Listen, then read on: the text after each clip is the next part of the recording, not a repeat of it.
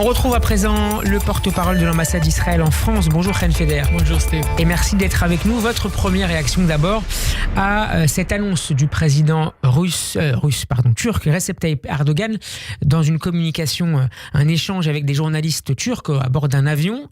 Il annonce la rupture des relations diplomatiques et commerciales de son pays avec Israël. C'est un choc ou une demi-surprise au regard des déclarations récentes et des menaces du président Erdogan ces derniers mois à l'égard d'Israël? Pour le moment, on n'a pas d'informations concrètes sur cette déclaration. Et l'ambassade de la Turquie continue d'opérer en Israël. Et on sait très bien que les relations commerciales ont été interrompues de la part de la Turquie. Et on connaît très bien la position très problématique de la Turquie et son chef sur le sujet de Hamas. Et il y a un soutien clair et ouvert sur cette organisation terroriste. Alors, ce n'est pas vraiment surprisant. Si cette annonce était formalisée concrètement dans les jours et les semaines à venir, c'est quand même le président turc qui parle, qu'est-ce que ça changerait concrètement au regard de cette dégradation ces derniers mois de la relation entre les deux pays? Il n'y a pas vraiment ça ne change pas de grand chose.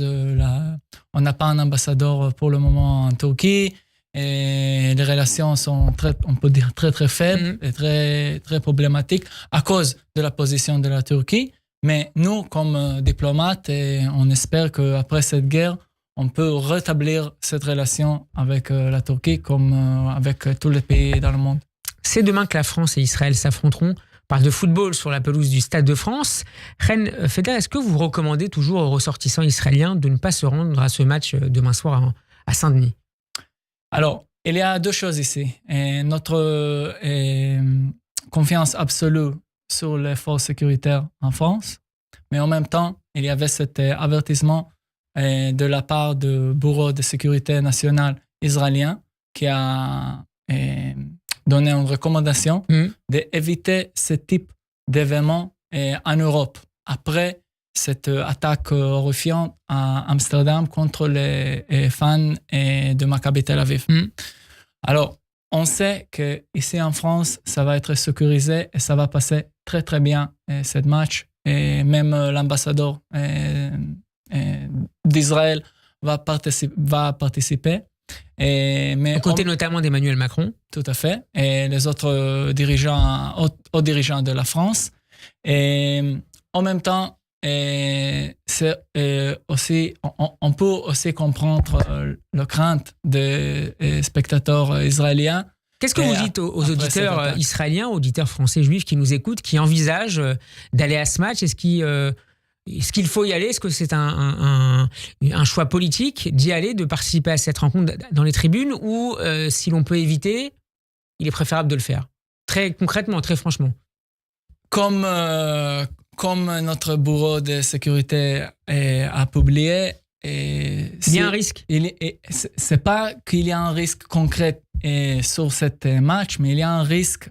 On veut être prudent après cette attaque à Amsterdam. Et ça, c'est tout à fait normal.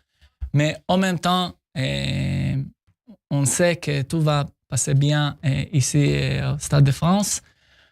C'est le choix de chacun s'il veut aller ou pas, et s'il veut venir ou pas. Et c'est vraiment pas quelque chose que je peux donner un conseil ou pas. Vous le disiez, Chen Feder, les plus hauts responsables de l'État français, notamment le président de la République, ainsi que le Premier ministre Michel Barnier, seront au stade demain. Mais en matière diplomatique, les relations entre Paris et Jérusalem ont connu un coup de froid ces derniers jours, marqué par la convocation hier de l'ambassadeur israélien à Paris, Joshua Zarka. Quelle a été la teneur de cet échange qui, sur le plan diplomatique, n'est pas anodin? Alors, une convocation, c'est toujours après un événement qui n'était pas bien. Et cette fois, c'était à Jérusalem. Lors de la visite du ministre des Affaires étrangères français, Jean-Noël Barrot. Tout à fait. C'était malheureux, cet événement à Jérusalem. Et en même temps, le rendez-vous hier au Quai d'Orsay était très positif. Et comme l'ambassadeur a déjà dit, on va trouver des solutions et travailler ensemble pour éviter ce type d'incident à l'avenir à long terme. Merci beaucoup, Chen Feder, d'avoir été avec nous. Je rappelle que vous êtes le porte-parole de l'ambassade d'Israël à Paris. Bon après-midi. Bon après-midi.